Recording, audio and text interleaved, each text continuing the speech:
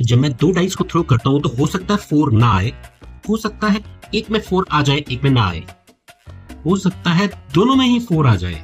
Alright, तो जैसा हमने देखा दो डाइस को साइमल्टेनियसली थ्रो करने पर अगर x डिनोट कर रहा है नंबर ऑफ फोर्स को, तो उसके तीन पॉसिबल केसेस बनते हैं, यानी x की क्या क्या वैल्यूज हो सकती हैं, 0, 1 या फिर 2। यही देखा ना हमने कि या तो 4 नहीं आएगा दोनों पर ही, या फिर किसी एक पर आ जाएगा, किसी एक पर नहीं आएगा, या फिर दोनों डाइस पर 4 आ सकता है।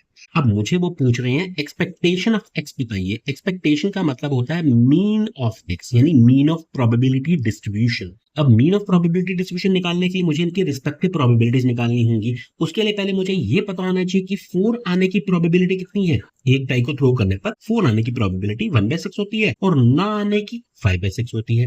तो अब यहाँ 0 का मतलब ये डिनोट कर रहा है कि 4 नहीं आया है दोनों में ही, यानी पहले में भी नहीं आया और दूसरी डाइस में भी नहीं आया है। और 1 का मतलब क्या है कि एक डाइस में आ गया है, एक में नहीं आया। या फिर ऐसा भी हो सकता है कि पहले वाले में ना आए और दूसरे वाले में आ जाए, या फिर हो सकता है दोनों ही डाइस में 4 आ गया है, यानी 1/6 एंड 1/6। मुझे यहाँ पर अगर मीन निकालना है तो मुझे एक कॉलम और क्रिएट करना होगा जिसको हम बोलते हैं XIPI या PIXI, मतलब मुझे इन दोनों को मल्टीप्लाई करना है। इसको इससे मल्टीप्लाई करा 0 हो गया, इन दोनों को मल्टीप्लाई करना मतलब 5/36 5/36, यानी 10/36 into 1 दैट इज 10/36। ये कितना हो जाएगा, दिस विल गिव मी 2/36। तो बस अब मीन निकालने के लिए मुझे इन सबको ऐड कर देना है। इसको हम x बार यानी समेशन XIPI या PIXI से डिनोट कर सकते हैं।